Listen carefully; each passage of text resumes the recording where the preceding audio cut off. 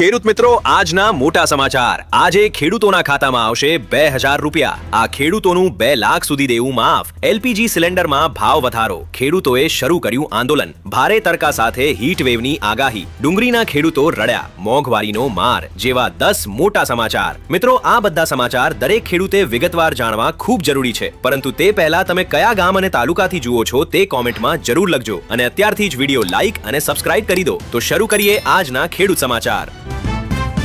પહેલા મોટા ખુશ ખબર પ્રધાનમંત્રી કિસાન સન્માન નિધિ યોજનાનો 22મો હપ્તો 13 માર્ચે ખેડૂતોના બેંક ખાતામાં જમા થશે ગુજરાતના 49.59 લાખ ખેડૂતોને કુલ 1028 કરોડ રૂપિયા મળશે દરેકને 2000 રૂપિયા મળવાના છે જે ખેડૂતોએ હજુ ઈ-કેવાયસી અને આધાર સીડિંગ પૂર્ણ કર્યું નથી તેઓ તરત જ નજીકના સીએસસી કેન્દ્રે જઈને કરાવી લે નહીં તો હપ્તો અટકી શકે છે આ રકમ ખેડૂતોને ખાતર બીજ અને પાકની સંભાળ માટે સીધી મદદ કરશે સરકારે પોર્ટલ પર સ્ટેટસ તપાસવા અપીલ કરી છે આ યોજના ખેડૂતોની આવક વધારવા માટે મહત્વપૂર્ણ છે અને દેશભરમાં 9 કરોડ ખેડૂતોને લાભ આપે છે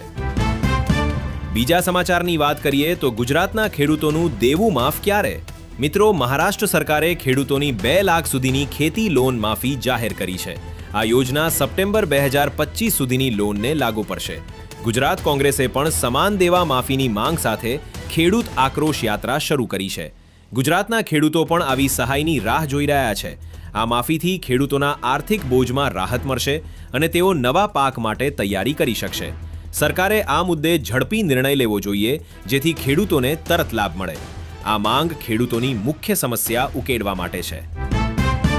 ત્રીજા મોટા સમાચાર ખેડૂતો સાવધાન આજે અને આવતીકાલે ગુજરાતમાં હીટ વેવની સ્થિતિ છે રાજકોટમાં તાપમાન 42 ડિગ્રી સેલ્સિયસ સુધી પહોંચી શકે છે આઈએમડીએ આ સ્થિતિ 13 માર્ચ સુધી ચાલુ રહેવાનું જણાવ્યું છે ખેડૂતોએ પાકને પાણી આપવા અને છાંયો આપવા વધુ સાવધાની રાખવી જોઈએ જેથી નુકસાન ઓછું થાય આ રેકોર્ડ તાપમાન ખેડૂતો માટે મોટી ચિંતાનો વિષય છે આજના છઠ્ઠા સમાચાર કૃષિ આંદોલન તેજ મિત્રો ઇન્ડો યુએસ વેપાર કરાર વિરુદ્ધ ખેડૂતોનો વિરોધ વધી રહ્યો છે ખેડૂત સંગઠનો કહે છે કે આ કરાર એમએસપી અને ખેતી પર મોટી અસર પડશે દેશભરમાં પ્રદર્શન અને મીટિંગ થઈ રહ્યા છે એમએસપીની કાનૂની ગેરંટી અને લોન વેવરની માગ સાથે આંદોલન તીવ્ર થઈ શકે છે ગુજરાતના ખેડૂતો પણ આ મુદ્દે સક્રિય થયા છે અને સરકાર પાસે વાતચીતની માંગ કરી છે જો સરકારે ખેડૂતોની માંગ પૂરી ન કરી તો આંદોલન વધુ મોટું બની શકે છે આ વિરોધ ખેડૂતોના હિતની રક્ષા માટે છે સાતમા સમાચાર અસીમ વરસાદથી પાક નુકસાન ભોગવનાર 3.39 લાખ ગુજરાતી ખેડૂતોને 1098 કરોડ રૂપિયાની રાહત સહાય આપવામાં આવી છે કૃષિ મંત્રીએ કહ્યું છે કે બાકી ખેડૂતોની અરજીઓ પણ ઝડપથી મંજૂર કરીને પૈસા પહોંચાડવામાં આવશે આ સહાય નુકસાની પાકને બદલે નવા પાક માટે તૈયારી કરવામાં ઉપયોગી થશે સરકારે તમામ તાલુકા કચેરીમાં અરજીની સ્થિતિ તપાસવાની સુવિધા આપી છે જે ખેડૂતોને હજુ સુધી સહાય મળી નથી તેઓ તાલુકા અધિકારી પાસે સંપર્ક કરે આ રકમ ખેડૂતોની આર્થિક તંગી દૂર કરીને ખેતી આગળ વધારવામાં મદદ કરશે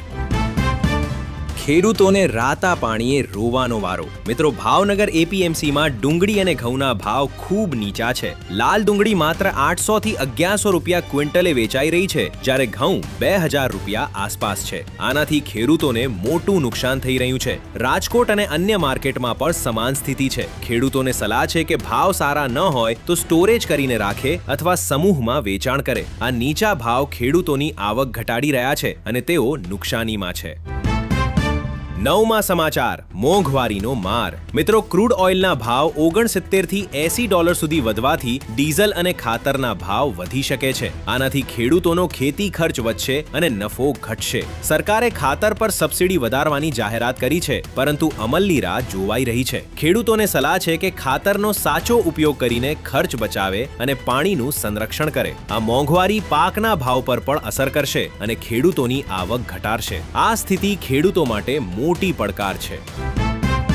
હવે વાત કરીએ માર્કેટ યાર્ડની, જેમાં રાજકોટ બેડી યાર્ડમાં 90,000 મણ નવા ઘઉંની આવક થઈ છે અને ભાવ 2,420 રૂપિયા ક્વિન્ટલ આસપાસ છે. 15 માર્ચથી અન્ય જણસીની ખરીદી શરૂ થશે. ખેડૂતોને સલાહ છે કે ભાવ તપાસીને વેચે અને નીચા ભાવમાં વેચવાનું ટાળે. લીંબુ અને ડુંગળી પણ નીચા ભાવે વેચાઈ રહ્યા છે, જેનાથી નુકસાન થઈ રહ્યું છે. માર્કેટમાં આવક વધી છે, પરંતુ ભાવ સ્થિર નથી. ખેડૂતોએ સમૂહમાં વેચાણ કરીને સારા ભાવ મેળવવા પ્રયત્ન કરે. આ માહિતી ખેડૂતો માટે મહત્વપૂર્ણ છે. મિત્રો, આવી જ રીતે દરરોજ ખેડૂત સમાચારોથી અવગત રહેવા આ વિડીયોને લાઈક કરી આપણી ખેડૂતોની ટોટલ કિસાન ખબર ચેનલ સબસ્ક્રાઇબ કરી લેજો તથા આ વિડીયોને તમારા ખેડૂત મિત્રો સાથે શેર જરૂરથી કરો. કોમેન્ટમાં જય જવાન જય કિસાન લખવાનું ભૂલતા નહીં.